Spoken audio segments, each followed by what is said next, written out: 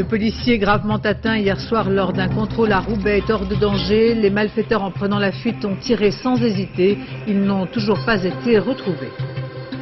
Mère Teresa sera béatifiée demain au Vatican par Jean-Paul II. Plus de 300 000 fidèles sont attendus. Mère Teresa, dont la vie se confond avec celle des plus pauvres, les pauvres de Calcutta. Le gazole augmentera de 3 centimes pour les particuliers à partir de janvier prochain. Après débat à l'Assemblée et l'opposition de certains députés de l'UMP, cette mesure a été votée la nuit dernière pour permettre, affirme le ministre du Budget, de financer le réseau ferroviaire.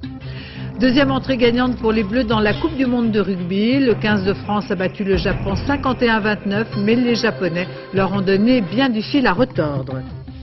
Cinéma, avec avant les vacances de la Toussaint, la sortie de dessins animés pleins de poésie, Le chien, le général et les oiseaux, ou encore Les contes des animaux pour les tout petits. Madame, Monsieur, bonsoir. Le policier de Roubaix, grièvement blessé hier soir lors d'un contrôle, est donc, je vous le disais, en titre hors de danger. Il a été opéré une deuxième fois cet après-midi au centre hospitalier de Lille. Nicolas Sarkozy a tenu à faire le déplacement et assure que tout sera fait pour retrouver les malfaiteurs qui, en prenant la fuite, ont ouvert le feu après avoir volé une voiture immatriculée en Allemagne. Marianne Masse, Dominique Masse. D'ordinaire, la rue est plutôt calme. Hier, vers 21 h, une patrouille de la brigade anticriminalité remarque une Mercedes de gros cylindrée qui s'y engage à toute allure. Comportement suspect, immatriculation allemande, le véhicule fait l'objet d'un signalement depuis la veille. Il a été volé lors d'un carjacking dans la banlieue lilloise. Les policiers tentent de lui barrer la route. C'est là qu'ils reçoivent les premiers coups de feu. Je me suis mis à la fenêtre et c'est là que j'ai vu la grosse Mercedes qui s'est garée sur ce là au stop. Et le mec est sorti, cagoulé, a commencé à tirer dans le tas. Et bon, quand j'ai vu ça, je suis rentré tout de suite, quoi. L'arme utilisée était de type Kalachnikov. 7 impacts de balles ont été retrouvés sur la voiture des policiers. Pour se mettre à l'abri, il tente alors une marche arrière. Deuxième échange de tirs, la Mercedes prend la fuite. Un policier s'écroule, une balle en pleine mâchoire. Ce soir, ses jours ne sont plus en danger. C'est une arme de guerre qui l'a blessé. Il est tiré d'affaire. Ce sera probablement dans quelques mois un mauvais souvenir. Probablement qu'il n'en gardera pas non plus de séquelles, mais le travail chirurgical, le travail de reconstruction sera effectivement long. Cet après-midi, Nicolas Sarkozy, le ministre de l'Intérieur, est venu rencontrer la famille et les collègues de la victime. Nous sommes en face de voyous pour qui la vie n'a aucun sens et n'a pas de prix, qu'on soit policier ou tout autre. C'est surtout de ça dont il s'agit. De gens qui ne respectent rien et qui doivent comprendre que nous ne reculerons pas. Non. Faut qu'on soit rassuré de ce côté-là. Non. Il n'y a pas d'inquiétude. Le ministre a tenu à rassurer les policiers sur leurs conditions de travail. Ce soir, les malfaiteurs courent toujours. Ils sont activement recherchés dans toute la région, jusqu'à la frontière belge. À Strasbourg, un an jour pour jour après la noyade d'un adolescent qui tentait d'échapper à la police après un cambriolage raté. Un incendie criminel a provoqué de nombreux dégâts. Le théâtre municipal du Maillon, dans le quartier de Haute-Pierre, a été partiellement ravagé par les flammes. C'est une voiture bélier incendiée qui a provoqué les départs de feu. La bibliothèque a également été touchée. Le nom de l'adolescent a été retrouvé tagué sur les murs. Au Vatican aujourd'hui, on retiendra cette déclaration de Jean-Paul II qui compte poursuivre son pontificat jusqu'au bout de ses forces, aussi longtemps que Dieu le voudra, a-t-il précisé. Rome qui attend demain plusieurs centaines de milliers de fidèles pour assister à la béatification de Mère Teresa. À la veille de cette cérémonie, retransmise dans une cinquantaine de pays du monde entier, les derniers préparatifs. Correspondant Gérard Grisbeck, Dominique Merlin. Un gâteau d'anniversaire avec 25 bougies en forme de place Saint-Pierre. C'était le cadeau des cardinaux pour un déjeuner avec Jean-Paul II. Un moment convivial pendant lequel l'idéologue du Vatican, Joseph Ratzinger, a rendu compte des nombreuses réunions qui se sont succédées ces derniers jours. Jean-Paul II a remercié l'assistance et demandé aux cardinaux de l'aider à poursuivre sa mission jusqu'à son dernier souffle. Nouvelle occasion pour le pape de rappeler qu'il n'est pas question pour lui de démissionner. Parmi ces cardinaux, José Martins est un travailleur infatigable. Il est responsable des canonisations du pape et ce pape en a fait plus que tous ses prédécesseurs réunis. Jean-Paul II a canonisé ou béatifié en tout 1803 personnes. Cela suppose un travail énorme. Les dossiers sont instruits pendant des années. Évidemment, chez les Sœurs de la Charité, on s'en félicite. Leur fondatrice, Mère Teresa, sera béatifiée demain. Alors ici, chacun s'active dans un doux désordre. Les pèlerins viennent aux nouvelles, les sœurs tentent de répondre aux sollicitations de chacun. Le lieu le plus visité est évidemment la chambre de Mère Teresa lorsqu'elle venait à Rome. Une simple pièce avec quelques souvenirs, quelques objets personnels qui sont devenus objets d'adoration. Dans un coin de la chapelle, quelques sœurs sont en prière, loin du bruit et de l'agitation. 6 ans après sa mort, Mère Teresa sera donc béatifiée demain par Jean-Paul II. Celle qui a consacré sa vie aux plus pauvres des plus pauvres s'est installée dans les bidonvilles de Calcutta au début des années 50 et c'est là qu'elle a tracé sa route en offrant amour, soin et compassion à ceux dont personne ne voulait. Évocation Gilles Rabine. Calcutta, dans le mouroir de Mère Teresa pendant les années 50, des mourants veillent un mourant.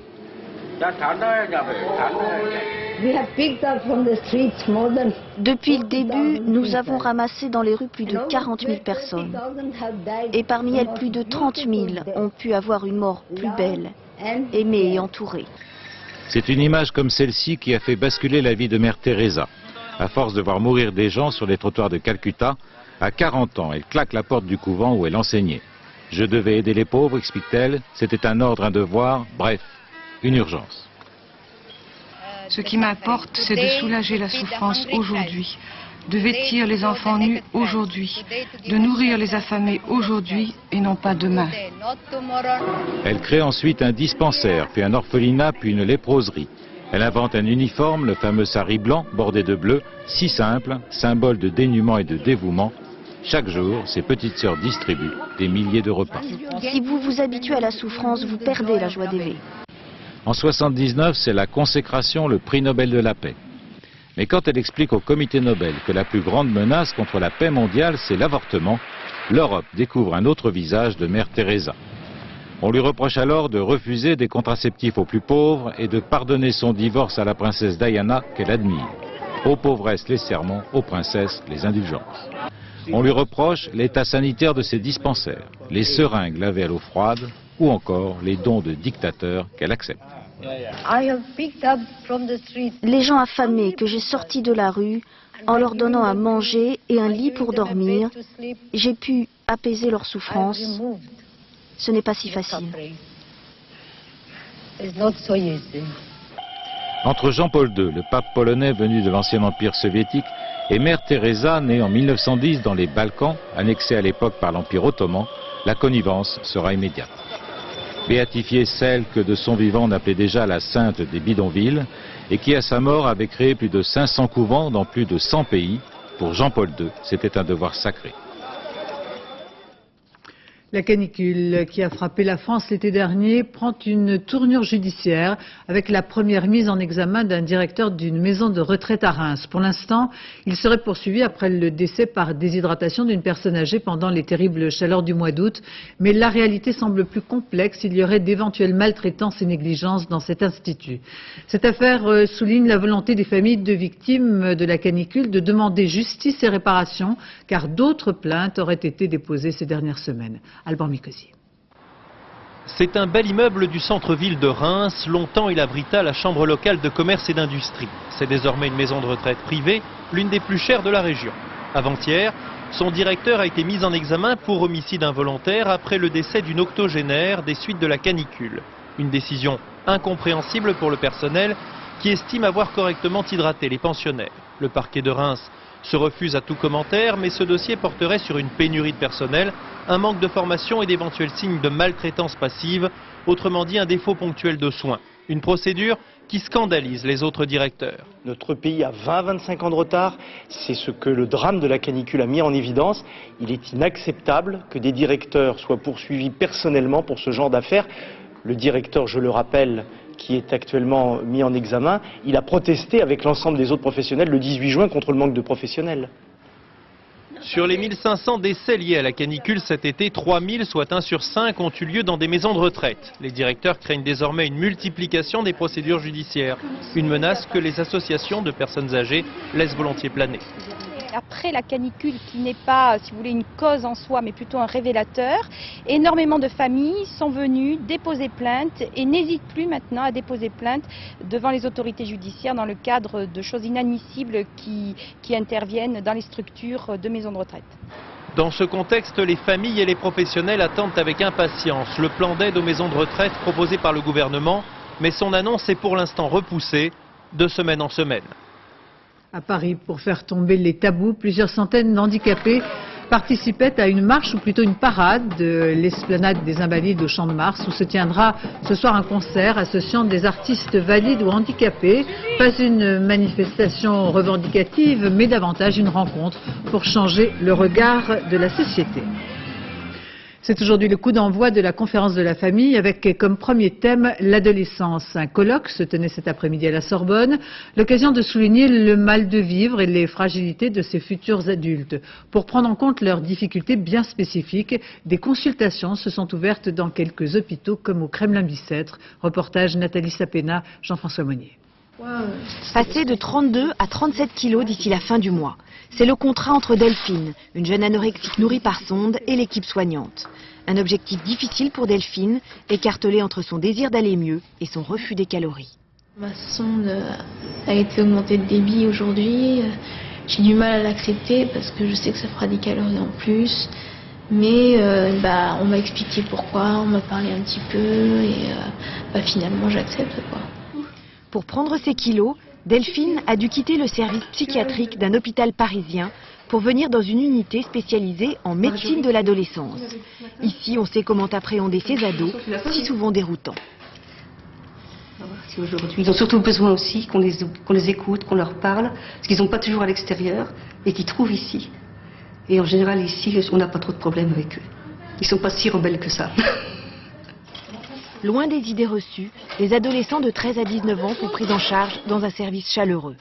Une médecine qui déborde sur les problèmes sociaux. Laura a déjà été hospitalisée ici plusieurs fois pour les tentatives de suicide. Mais ce qui l'amène aujourd'hui, c'est qu'elle n'a pas réussi à s'inscrire au collège. Ce qui inquiète son médecin, qui l'oriente vers l'assistante sociale. Ce qui se passe au niveau de la compte tenu, je dirais, de ses propres problèmes et voilà, que je trouve un peu dangereuse, si vous voulez. Bon, et il ne faudrait pas qu'elle reste trop longtemps dans cette situation-là. Ouais. Je pense que l'adolescence est déjà une période tellement difficile, et pour les parents et pour les enfants. Donc il faut qu'on essaye de lui trouver un petit peu un confort moral et sortir d'ici, non pas en larmes, mais un petit peu réconforté. C'est vrai que c'est pas dans tous les services. Mais cette médecine de l'adolescence reste rare en France. Il existe une 50aine de services pour 4,5 millions d'adolescents. La communauté musulmane compte une nouvelle organisation. Aujourd'hui se tenait à Paris le congrès fondateur du Conseil des démocrates musulmans de France, composé d'élus locaux et de militants représentant différentes tendances politiques avec comme principe défendre les intérêts des citoyens musulmans contre les tentatives d'enfermement. Ce mouvement souhaite représenter les musulmans non pratiquants qui ont des rapports libres à l'égard de l'islam, a souligné son président. Nouveau sondage politique avec une baisse de popularité de Jacques Chirac. 49% des Français contre 50 en septembre se disent satisfaits du président de la République. Les mécontents passent de 47 à 48%. Quant au Premier ministre, il se maintient avec 37% d'opinion favorable. Sondage IFOP publié demain dans le journal du dimanche. Le gazole augmentera de 3 centimes à partir de janvier 2004, une mesure adoptée la nuit dernière à l'Assemblée après un débat houleux à l'opposition du Parti communiste, socialiste et de l'UDF. Des voix au sein même de l'UMP se sont élevées contre cette hausse de la taxe du gazole pour les particuliers. Céline Crespi, Alexandra Renard. Plus 3 centimes d'euros de taxe sur chaque litre de gazole. La hausse a été adoptée la nuit dernière lors de l'examen du budget 2004 à l'Assemblée nationale. Un vote parfois mouvementé. Pour l'opposition, cette mesure va accroître les inégalités. Pouvez-vous nous expliquer comment vous pouvez justifier de baisser l'impôt sur le revenu profitant principalement à quelques-uns et pour le compenser, pour le financer, prélever sur une très grande majorité de Français.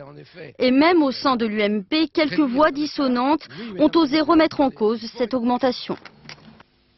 Parce que nous voulons l'efficacité de ce budget, nous vous conjurons d'abandonner cette très mauvaise idée.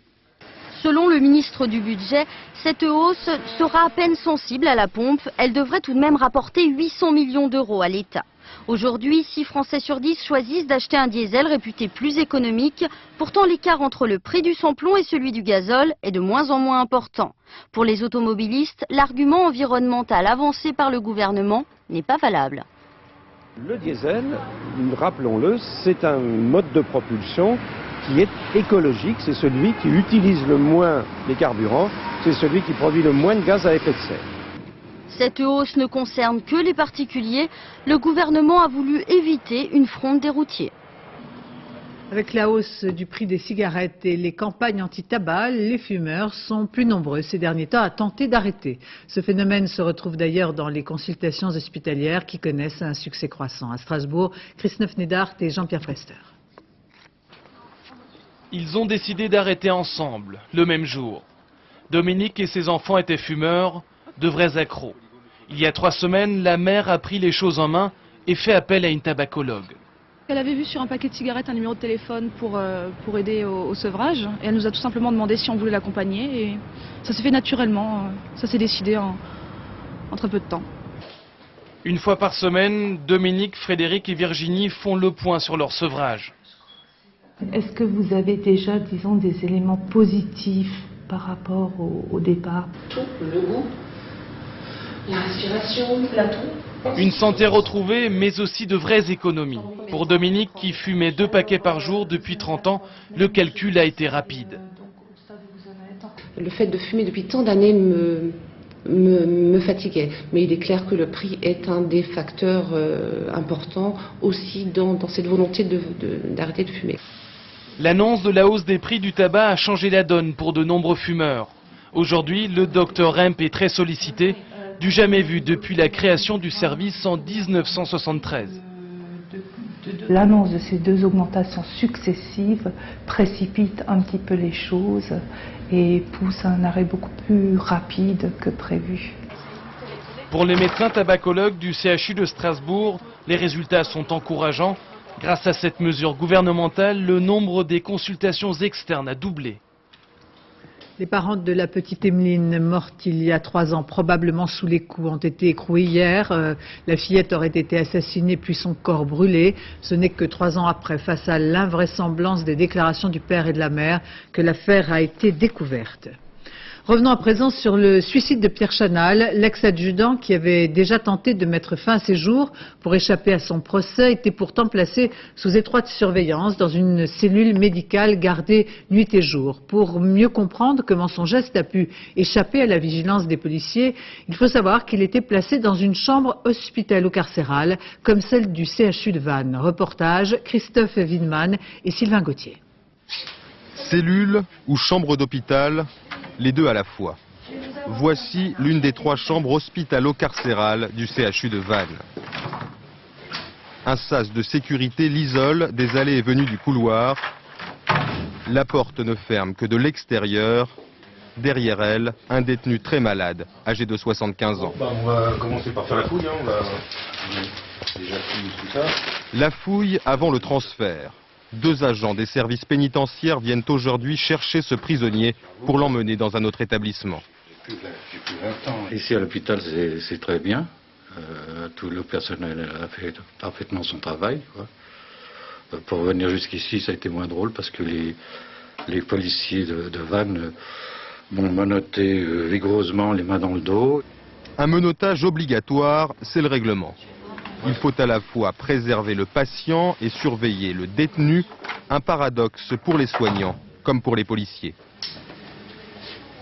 Ils sont présents quand on ouvre la porte, ils sont en surveillance bien sûr par rapport à ce qui se passe dans la chambre. Si c'est un soin qui nécessite que le patient respecte sa pudeur, bien sûr il respecte aussi, le patient est caché, mais à ce moment-là on laisse la porte un petit peu entrouverte pour appeler en cas de besoin.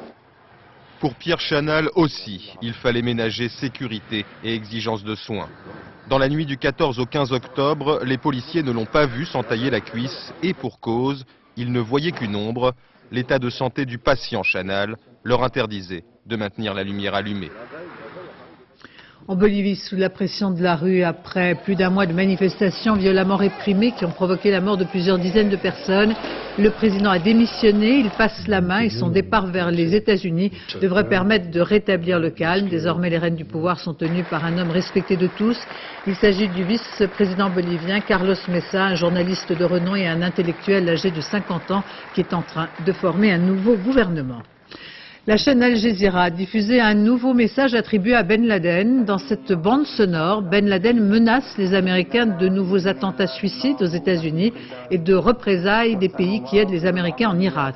Dans cet enregistrement, la voix attribuée à Ben Laden se réfère à des événements récents en Irak, mais ce message n'est ni daté précisément, ni identifié. En Irak, où la nervosité des troupes américaines cible d'attaques quotidiennes aboutit dans certaines circonstances à de véritables bavures, comme le montre ce reportage de nos envoyés spéciaux Martine Laroche-Joubert et Gilles Jacquier. L'homme qui repose sous cette terre a été tué dans la nuit par des soldats américains. Autour de sa tombe, parents et voisins le pleurent et maudissent les États-Unis. Ce village, à une centaine de kilomètres au nord de Bagdad, se trouve dans une zone sunnite, hostile à la présence américaine. Les attentats y sont fréquents. Un enterrement sous haute surveillance. Les Américains ont dit que c'était un fédayine. Mais regardez, il avait obtenu un laissez-passer officiel, délivré par les Américains eux-mêmes.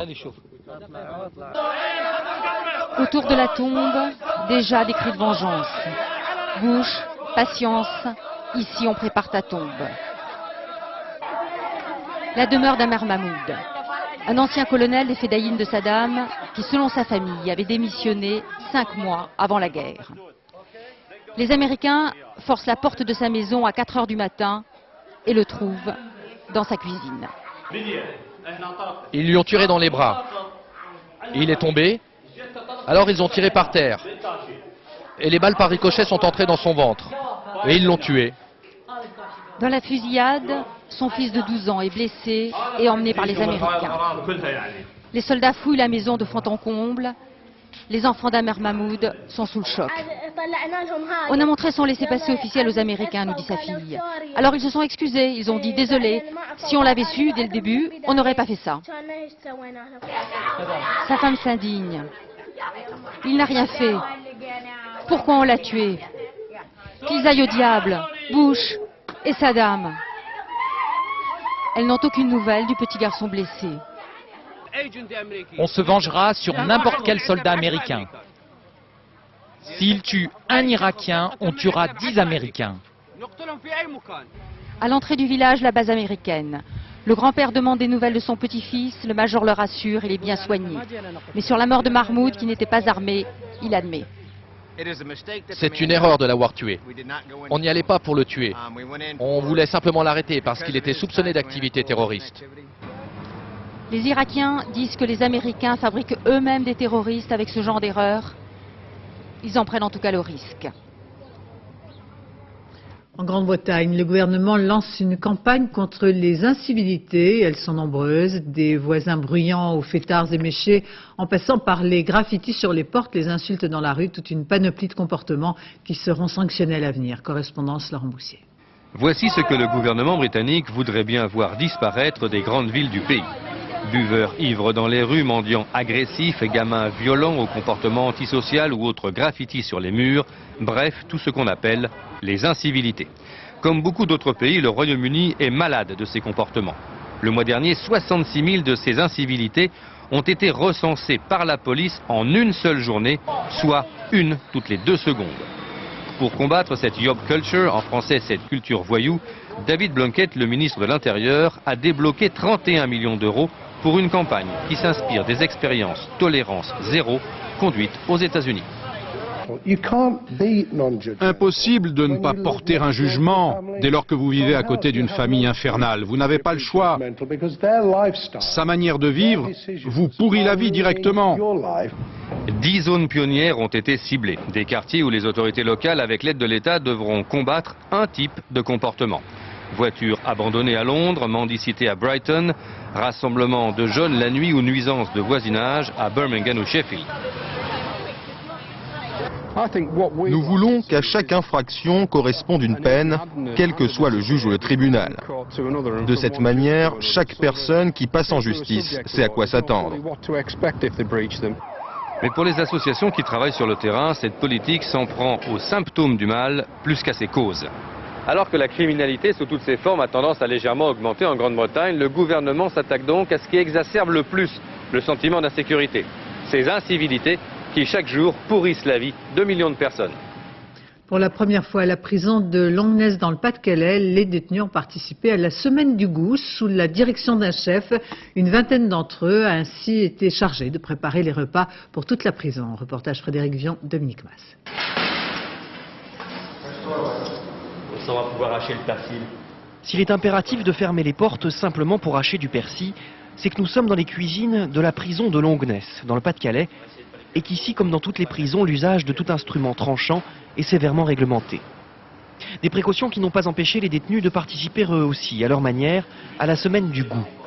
Depuis 8 jours, persil, estragon, coriandre, safran sont venus relever l'ordinaire, une route des épices pour faire voyager les palais, à défaut des hommes. On a voulu concentrer sur une semaine les épices, parce que pour eux, c'est peut-être quelque chose de plus facile ou symbolique à retrouver. Il y a 34 nationalités dans la prison et quelqu'un qui, comme aujourd'hui, va reconnaître le coriandre, va toucher la partie asiatique.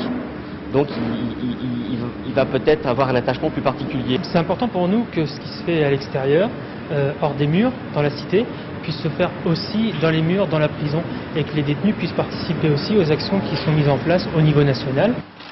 En cuisine, ce sont les prisonniers eux-mêmes qui préparent les repas. 24 détenus qui se relaient et sont tous volontaires pour ce travail. Alors moi, d'une part, c'est déjà pour sortir de ma cellule, pour pas toujours rester enfermé. Et en plus, ici, je suis une formation qui, j'espère, m'apportera un CAP pour mon avenir, en fait. À 18 h, avant le changement de garde de la nuit, les 720 plateaux seront tous distribués. Lorsqu'ils reviennent presque tous vides, les cuisiniers ont gagné leur pari.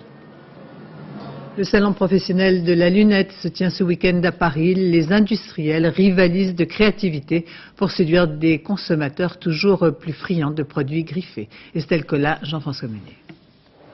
Anouk est acheteuse. Son travail sur ce salon, repérer parmi les 2500 collections présentées, ce qui se vendra le mieux l'été prochain. Ça devrait bien plaire à nos opticiens, je pense. Hein. Au niveau des achats, ça devrait être pas mal, ça. Campagne de pub à l'appui, après parfums, sacs et chaussures, voici la toute dernière diversification des griffes de prêt-à-porter. Fabriquées sous licence, les lunettes génèrent des bénéfices quasi immédiats. C'est très important pour notre groupe de produire des montures griffées parce que 80% des chiffres d'affaires viennent de là. Accessoires de mode changeant au rythme des saisons, la lunette, qu'elle soit solaire ou optique, est devenue pour les marques le meilleur des argumentaires de vente. L'enjeu, inciter les consommateurs à en changer un tout petit peu plus souvent qu'une fois tous les 4 ans. Lorsqu'on a un rouge à lèvres Dior, ça ne se voit pas. On ne le dit pas qu'on porte du Dior. Là, on dit clairement qu'on porte du Dior avec un prix accessible. Carrées, tracées ou profilées, les lunettes font aussi rêver les fabricants qui redoublent d'imagination pour séduire les 62% de Français déjà équipés. En baie de Somme, la saison de la pêche à la coque s'est ouverte il y a 10 jours et cette année, la qualité des coquillages est exceptionnelle, au dire des professionnels, de quoi susciter les convoitises et la fraude, malgré une réglementation très stricte. Marianne Mas, Patrick Verstorm.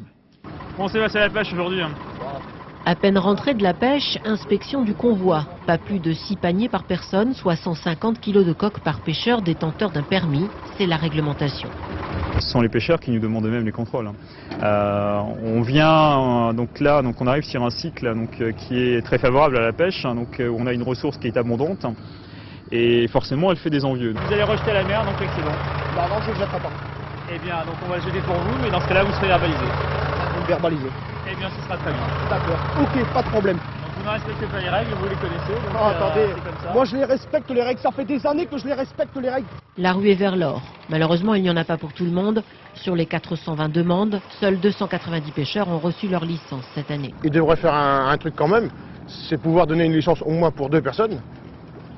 Essayer de faire un truc quand même que tout le monde puisse vivre. Quand un gisement est ouvert, les pêcheurs viennent de toute la France y travailler. Difficile de résister à la tentation de tout ramasser le plus vite possible, au risque d'épuiser la ressource. Il n'y a pas de naissin, le naissin c'est la petite coque, quoi. C'est la pousse, quoi. On voit que cette année, il n'y en a presque pas, quasiment pas. Donc l'année prochaine, c'est pas ce qui nous attend, quoi. Autour de la coque, l'enjeu financier est énorme. Le kilo se négocie actuellement à 2,30 €. Le prix est intéressant pour le pêcheur, oui, actuellement. Ouais. Ah, ils sont contents, je crois qu'ils n'ont jamais eu des tels prix d'ailleurs. C'est aussi pour cela que les contrôles sont renforcés. En cas de fraude, l'amende peut aller jusqu'à 2 000 €, retrait de la licence et même prison avec sursis. La Coupe du monde de rugby avec la deuxième rencontre gagnante pour le 15 de France qui a battu le Japon 51-29. Mais la victoire n'a pas été facile, loin de là. Christophe Duchiron, Jean-François Renaud. Entre le pays des bérets et celui des kimonos, les pronostics penchaient largement en faveur des tricolores, ce qui ne surprendra personne. Et au vu des 7 premières minutes de jeu, on se faisait du sushi pour les Japonais, qui encaissent 2 essais. Le premier par Frédéric Michala, qui marque entre les poteaux. Le deuxième par l'irrésistible Aurélien Rougerie d'y passe-muraille, lancé à pleine vitesse, qui crochette et qui plonge pour aplatir, 14-3. Voilà les Bleus partis pour marquer des points au pays du Yen, d'autant que 2 pénalités de Michala qui aggravent le score 20-6. C'est alors que les Japonais se mettent à la baguette, le temps d'un essai. Un laissez-passer des Bleus et Konya s'en va dans l'embut. Avec l'aide de Kurihara au pied, le Japon n'est mené que 20-16 au repos. Et ça se voit comme le nez au milieu de la figure, que le Japon n'est pas venu pour faire de la figuration. À la reprise, heureusement pour les Bleus, en 4 minutes, 2 temps et 3 mouvements, les affaires reprennent. Un essai de Pelouse, un autre de Dominici, au score 34-19. Un peu plus tard, Rougerie fait encore des siennes. Les Japonais veulent l'arrêter, mais lui ne s'arrête pas. Essai, 44-22. Oui, mais aujourd'hui, les Bleus ont alterné le bon et le moins bon. La faute à de surprenants Japonais, jamais résignés, enthousiastes et mobiles, qui inscrivent un deuxième essai splendide et mérité grâce à Ohata. La victoire française ne fait plus doute depuis longtemps déjà. Krinka porte le score final à 51-29. Bilan tricolore contrasté, du positif, du négatif. Il y a beaucoup de choses qui ne vont pas, mais ça on en parlera beaucoup entre nous, et notamment effectivement 29 points encaissés.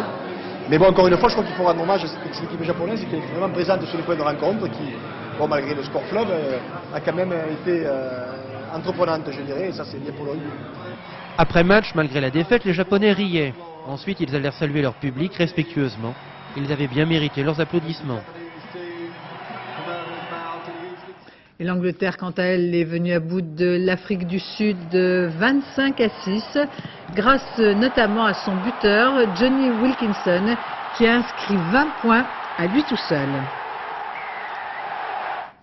Football, en match avancé, Monaco et Auxerre ont fait match nul, un partout. Kalou avait ouvert le score pour les Auxerrois dès la 6e minute de jeu, avant que Ludovic Julien égalise en seconde mi-temps. Malgré ce nul, Monaco est assuré de rester en tête du championnat et accroît son avance sur Marseille, qui a lourdement chuté hier à Strasbourg. L'écrivain espagnol Manuel Vázquez Montalbán est mort la nuit dernière à l'aéroport de Bangkok où il faisait escale des suites d'une crise cardiaque. Il avait 64 ans. Cet écrivain journaliste avait écrit plus d'une 50aine de romans policiers, créateur d'un héros culte, le détective Pepe Carvalho. Son dernier ouvrage sortira d'ailleurs en janvier prochain. D'origine catalane, Montalbán était un humaniste lucide sur son temps, homme engagé. Il avait passé 3 ans dans les prisons de Franco. À quelques jours des vacances de la Toussaint, des idées de films pour enfants à découvrir dès mercredi prochain avec Le Chien, le Général et les Oiseaux ou encore Les Contes des Animaux pour les tout-petits. 2 dessins animés pleins de poésie. Pascal Deschamps, Sylvain Gauthier. Ça s'est passé il y a plus de 25 années et pourtant... Drôle d'histoire que celle du Chien, du Général et des Oiseaux. L'histoire d'un jeune officier russe pendant les guerres napoléoniennes qui, pour faire fuir l'ennemi, met le feu à Moscou en y précipitant des oiseaux enflammés. C'est là que viennent tous mes problèmes avec les oiseaux. 25 ans plus tard, ni les oiseaux ni le général ne l'ont oublié. Jusqu'à ce qu'un chien mystérieux entre dans sa vie et lui propose de faire libérer tous les oiseaux de la ville pour se racheter. À votre tour, vite partez. Oh! Mais quel est le sombre imbécile qui fait partir mes oiseaux? Une fable écrite par le scénariste de Fellini, Tonino Guerra, mise en image par un réalisateur français et une jolie réussite pleine de fantaisie. Libérer des oiseaux, c'est un symbole qu'on devrait avoir en tête en permanence. C'est donner de la liberté à la beauté, c'est donner du rêve. Enfin, c'est un rêve. Pour les tout petits, dès 3 ans, les contes des animaux d'une jeune Australienne très écolo qui raconte à sa manière le destin de 8 espèces menacées. 8 récits à feuilleter comme un livre d'images. J'avais le souvenir d'une publicité australienne où l'on voyait un grand-père et son petit-fils qui lui demandait « Qu'est-ce qu'un tigre, grand-père ?» Le petit garçon ne savait plus ce qu'était un tigre. Lucinda Clutterbuck travaille de manière artisanale avec ses papiers, ses crayons, ses celluloïdes et ses petits trucs de réalisation. Comme celui qui consiste à plonger une feuille dans l'eau et à y faire de grosses taches de couleur pour le décor, en ajoutant ensuite les différents éléments, animaux, végétaux ou climatiques, qu'il faudra ensuite animer.